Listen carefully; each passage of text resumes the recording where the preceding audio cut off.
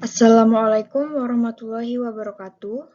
Kami dari kelompok 2 pembiayaan KUMKM Agribisnis 4A yang beranggotakan Azalia Guswilda, NPM 19751010, Desti Rostiana Ningsih, NPM 19751013, Hesti Nurul Khofifah, NPM 19751028, dan Intan Nazmi Fati, NPM 19751030. Pada kesempatan kali ini, saya, Azalia Guswilda, dan rekan saya, Desti Rostiana Ningsih, akan mempresentasikan mengenai pembiayaan Bank Mega Syariah.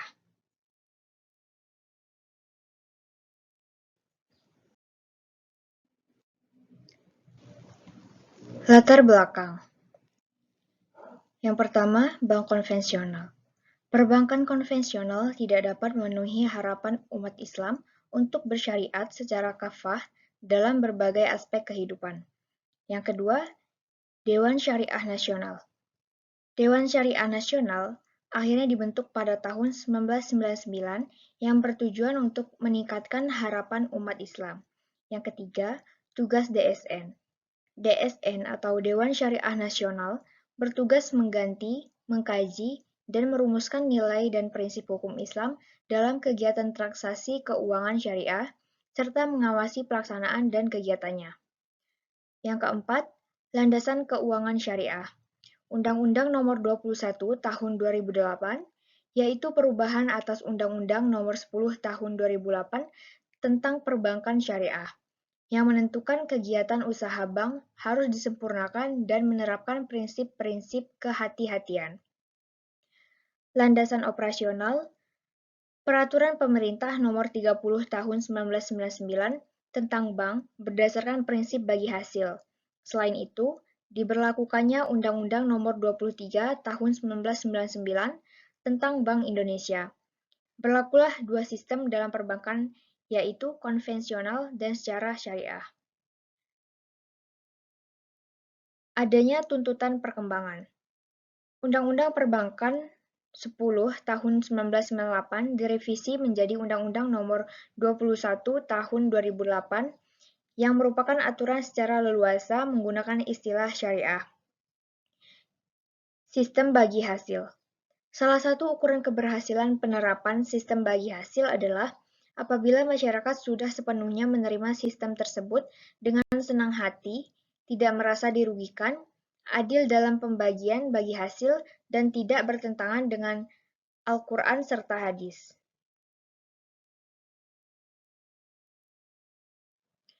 Pengertian Bank Syariah. Bank Syariah adalah bank yang aktivitasnya tidak mengandalkan riba. Bank Islam atau biasa disebut bank tanpa bunga adalah lembaga keuangan atau perbankan yang usaha pokoknya memberikan kredit dan jasa-jasa dalam lalu lintas pembayaran serta edaran uang yang pengoperasiannya disesuaikan dengan prinsip syariah Islam. Bank Syariah merupakan lembaga keuangan yang berfungsi memperlancar ekonomi di sektor real melalui aktivitas kegiatan usaha, di antaranya investasi, jual beli, atau lainnya, yang berdasarkan prinsip syariah, yaitu aturan perjanjian hukum Islam antara pihak bank dan pihak nasabah. Selanjutnya yaitu karakteristik bank syariah. Karakteristik bank syariah diantaranya, yang pertama, keadilan. Melarang riba tetapi menggunakan bagi hasil. Riba adalah pengambilan tambahan, baik dalam transaksi jual-beli maupun pinjam-meminjam secara batil atau bertentangan dengan prinsip muamalah dalam Islam. Yang kedua, kemitraan. Saling memberi manfaat. Posisi nasabah, investor, pengguna dana, dan bank berada dalam hubungan sejajar sebagai mitra usaha, yang saling menguntungkan dan bertanggung jawab, di mana tidak ada pihak yang merasa dirugikan. Dan yang terakhir, universal. Larangan transaksi tidak transparan. Menghindari penggunaan sumber daya yang tidak efisien dan terbuka seluas-luasnya bagi masyarakat tanpa membedakan agama, suku, dan ras.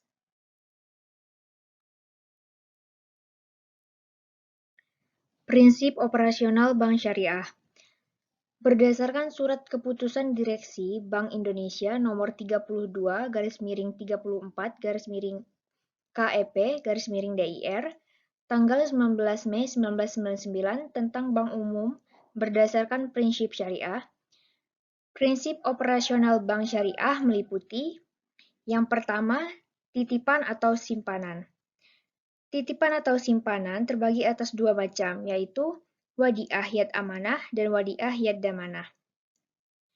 Wadiah yad amanah yaitu akad penitipan barang atau uang di mana pihak penerima tidak diperkenankan menggunakan barang atau uang yang dititipkan dan tidak bertanggung jawab atas kerusakan atau kehilangan barang atau titipan yang bukan diakibatkan kelalaian penerima titipan. Kemudian wadiah yad damanah yaitu akad penitipan barang atau uang di mana pihak penerima titipan dengan atau tanpa izin pemilik barang atau uang dapat memanfaatkan barang atau titipan dan harus bertanggung jawab terhadap kerusakan atau kehilangan barang titipan. Kemudian yang kedua yaitu bagi hasil. Bagi hasil terdiri atas al-musyarakah, al-mudarabah, al-muzara'ah, dan al-musaqah. Al-musyarakah yaitu akad kerjasama antara dua pihak atau lebih untuk suatu usaha tertentu di mana masing-masing pihak memberikan kontribusi dana dengan kesepakatan bahwa keuntungan dan resiko akan ditanggung bersama sesuai kesepakatan. Kemudian al-mudarabah yaitu akad kerjasama usaha antara dua pihak di mana pihak pertama atau yang biasa disebut shahibul ma'al menyediakan seluruh atau 100% modal, sedangkan pihak lainnya menjadi pengelola atau mudharib. Kemudian al-muzara'ah, yaitu kerjasama pengelola pertanian antara pemilik lahan dan penggarap, di mana pemilik lahan memberikan lahan pertanian kepada penggarap untuk ditanami dan dipelihara dengan imbalan bagian tertentu dari hasil panen. Yang terakhir al-musaqah, yaitu bentuk yang lebih sederhana dari muzara'ah, di mana penggarap hanya bertanggung jawab atas penyiraman dan pemeliharaan. Sebagai imbalan, penggarap berhak atas nisbah tertentu dari hasil panen. Kemudian yang ketiga yaitu prinsip jual-beli. Prinsip jual-beli terdiri atas al-mudarabah, al-salam, dan al-istisna. Al-murabahah yaitu akad jual-beli barang pada harga asal dengan tambahan keuntungan yang disepakati. Penjual harus memberitahu harga produk yang dibeli dan menentukan suatu tingkat keuntungan sebagai tambahan. Jual beli ini dapat dilakukan untuk pembelian secara pesanan. Kemudian al-salam yaitu akad jual beli barang pesanan yang pembelian barangnya diserahkan kemudian hari, sedangkan pembayarannya dilakukan di muka secara penuh. Kemudian al-istisna, yaitu akad jual beli barang antara pemesan dengan penerima pesanan. Spesifikasi dan harga pesanan disepakati di awal akad dengan pembayaran dilakukan secara bertahap sesuai kesepakatan. Kemudian yang keempat yaitu prinsip sewa. Terdiri atas al-ijarah dan ijarah wa ikstina. Al-ijarah yaitu akad pemindahan hak guna atas barang atau jasa melalui pembayaran upah sewa tanpa diikuti dengan pemindahan kepemilikan atau ownership atau milkiyah atas barang itu sendiri. Kemudian ijarah wa iktina, yaitu akad sewa menyewa barang antara bank dengan penyewa yang diikuti janji bahwa pada saat yang ditentukan, kepemilikan barang sewaan akan berpindah kepada mustajir. Yang terakhir yaitu prinsip jasa. Prinsip jasa terdiri atas al-kafalah, al-walah, al-kafalah, ar-ran, al-qardul, al-hasan, uj, dan sarf.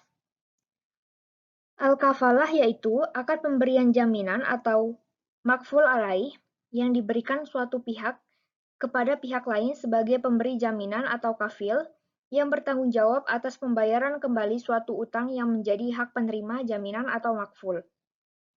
Kemudian al-hiwalah yaitu akad pemindahan piutang nasabah atau muhil kepada bank atau muhal alaih dari nasabah lain atau muhal.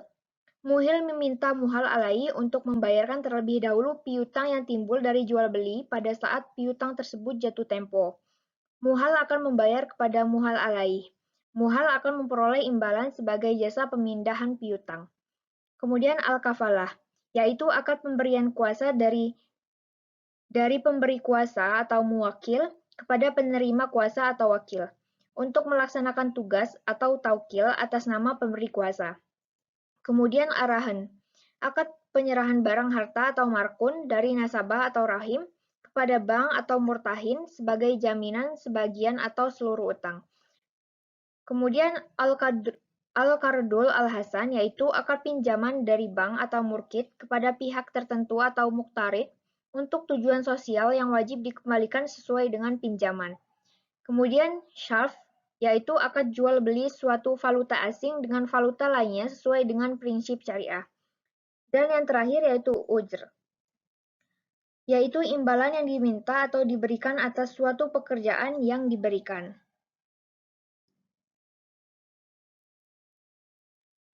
Pengertian resiko pembiayaan.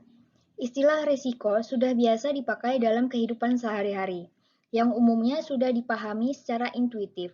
Tetapi, pengertian secara ilmiah dari risiko sampai saat ini masih tetap beragam.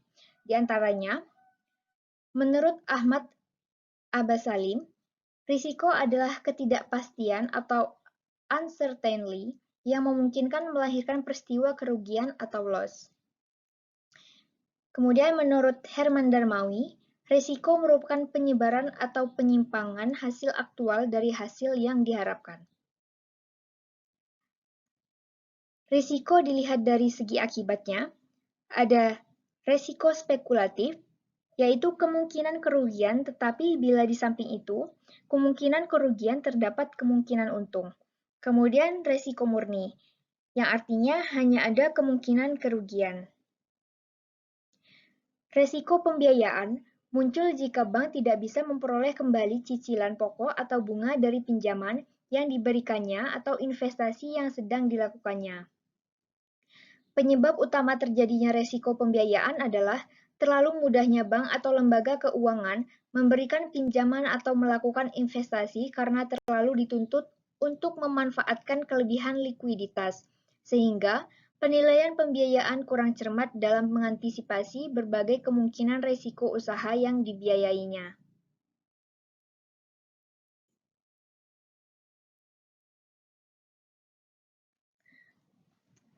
Tujuan dan prinsip pembiayaan.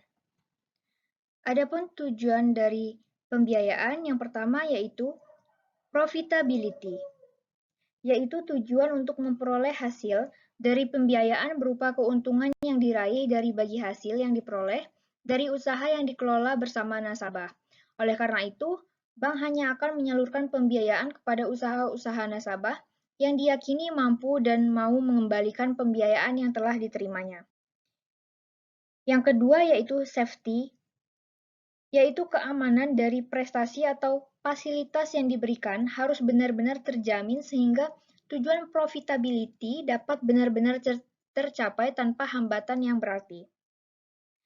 Adapun prinsip pembiayaan diantaranya karakter dan kapasitas. Sebelum menyalurkan dana kepada debitur, bank harus sudah tahu dan yakin dengan sifat serta watak dari calon debitur sehingga pembiayaan benar-benar dapat dipercaya. Selain itu, bank juga harus menilai sejauh mana hasil usaha yang diperoleh sehingga bisa melunasi kewajiban tepat waktu sesuai pada perjanjian. Kemudian, modal dan jaminan. Biasanya, bank tidak bersedia membiayai 100% suatu usaha. Artinya, nasabah harus pula menyediakan dana dari sumber lain. Selain itu, nasabah yang mengajukan pinjaman harus mengajukan jaminan sebagai ikatan kepercayaan. Kemudian yang terakhir yaitu kondisi. Bank juga menilai kondisi ekonomi sekarang dan untuk masa depan untuk sesuai sektor masing-masing.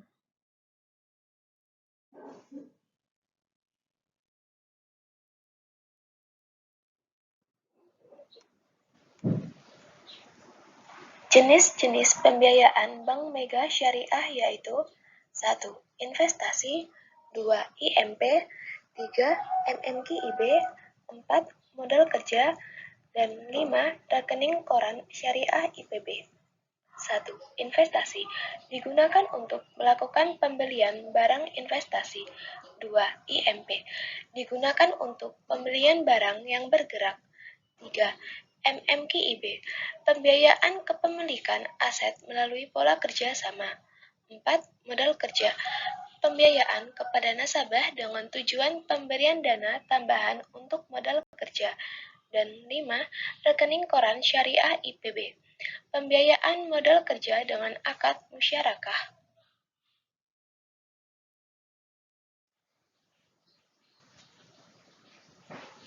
Berikut keunggulan, fitur pembiayaan, dan biaya lain-lain pada pembiayaan investasi Bank Mega Syariah. 1. Keunggulan. Dana pinjaman dapat digunakan untuk beragam keperluan investasi dan memiliki dua pola pembiayaan, yakni pembiayaan langsung dan pembiayaan kerjasama dengan skema channeling acquisition atau joint financing. 2. Fitur pembiayaan. Pada fitur pembiayaan terdiri dari pembiayaan untuk nasabah perorangan atau non-perorangan, berdasarkan prinsip-prinsip syariah dengan akad musyarakah, mudharabah, atau murahabah. Jumlah pembiayaan minimal 500 juta dan jangka waktu pembiayaan maksimum 10 tahun. 3. Biaya lain-lain. Biaya lain-lain terdiri dari biaya administrasi, biaya notaris, biaya asuransi, asuransi kerugian untuk agunan, dan asuransi jiwa nasabah perorangan apabila dipersyaratkan.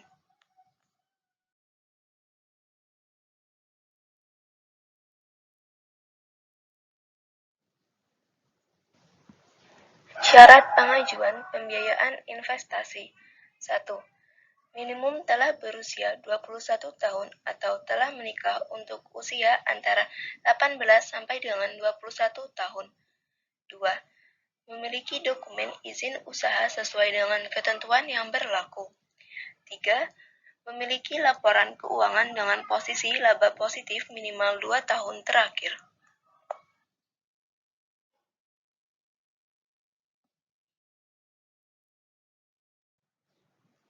Prosedur pengajuan pembiayaan investasi. 1. Kunjungi dan ambil nomor antrian. Kunjungi kantor cabang Bank Mega Syariah terdekat dengan membawa persyaratan dan setelahnya ambillah nomor antrian CS lalu tunggu sampai dipanggil. 2. Temui petugas. Setelah dipanggil, temui petugas lalu sampaikan maksud dan tujuan kalian, yakni mengajukan pembiayaan investasi IB. 3. Proses pengajuan. Proses pengajuan biasanya memerlukan waktu 7-14 hari setelah berkas masuk ke bank. Nantinya pihak bank juga akan melakukan survei ke lokasi usaha. 4. Proses tanda tangan. Jika pengajuan diterima, pihak bank akan segera menghubungi untuk melakukan proses tanda tangan pembiayaan serta pencairan dana pinjaman. 5. Menyerahkan dokumen dan formulir. Petugas akan meminta berkas persyaratan dan meminta mengisi formulir pengajuan. Setelah formulir terisi, formulir akan diserahkan untuk dievaluasi. 6. Menunggu info dari pihak bank. Setelah semuanya selesai, kalian bisa kembali ke rumah dan menunggu info selanjutnya dari pihak bank terkait dengan pengajuan kredit.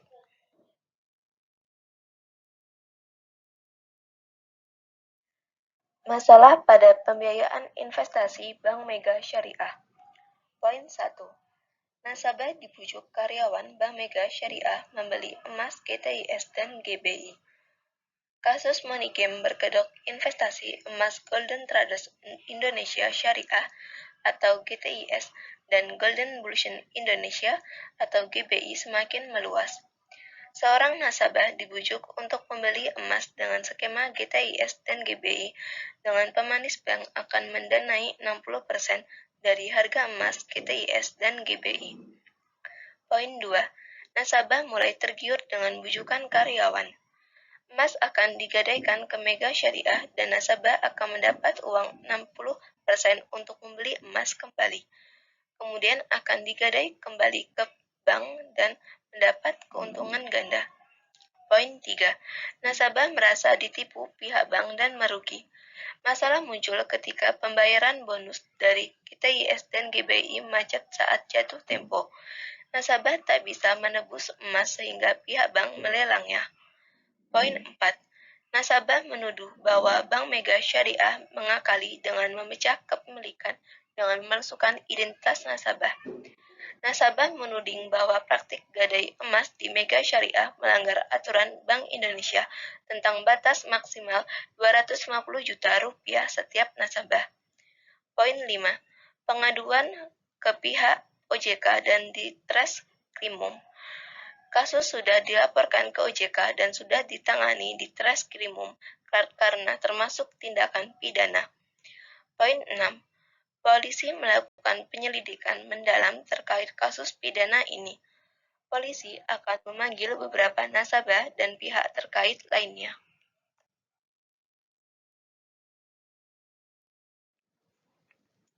Solusi permasalahan pada pembiayaan investasi Bank Mega Syariah. Solusi permasalahan yang dilakukan oleh pihak bank yaitu 1. Membuat action plan penyelesaian yang berisi mekanisme penyelesaian, laporan resmi penyelesaian, dan metode penyelesaian kasus. 2. Melihat regulasi yang mengatur penyelesaian sengketa perbankan syariah, maka terdapat dua forum penyelesaian, yaitu forum ligitasi dan forum non-ligitasi. Sedangkan solusi permasalahan yang dilakukan oleh kelompok yaitu 1. Melakukan kegiatan musyawarah, mediasi perbankan, dan arbitrase syariah. 2. Menyerahkan penyelesaian sengketanya secara sukarela kepada perorangan atau lembaga yang dapat dipercaya.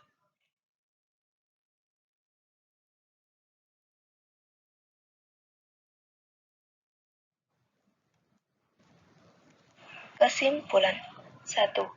Jenis pembiayaan Bank Mega Syariah terdiri atas 5 macam, yaitu pembiayaan investasi, pembiayaan IMP, pembiayaan MMKIB, pembiayaan modal kerja, dan pembiayaan rekening koran syariah IPB. 2.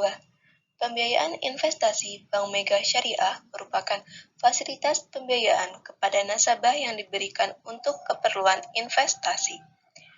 3. Masalah yang dihadapi pembiayaan Bank Mega Syariah yaitu kasus gadai emas yang terjadi pada tahun 2014. Penyelesaian dilakukan dengan membuat action plan, sedangkan pada kelompok harus mengikuti beberapa kegiatan untuk menyelesaikan masalah.